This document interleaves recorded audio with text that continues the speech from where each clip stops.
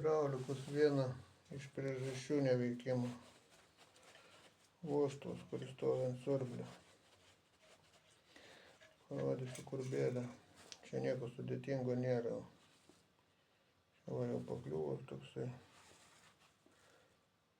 šapelis. Nereikalingas, čia va spiruoklė. Ir stumokliukas. Viskas, daugiau nieko nėra. Jeigu stumokliukas vaikšto, kaip šiuo atveju viską surenkat, švalę sutepęs hidraulio. Čia jau tie spaudimai niekas nesireguliuoja. Sukot iki galo, priveržia. Ir viskas.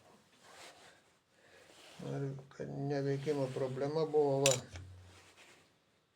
Toks šapelis. Vožtuvėlis nevaikšto, praleidžia ir viskas. Tiek bėdų.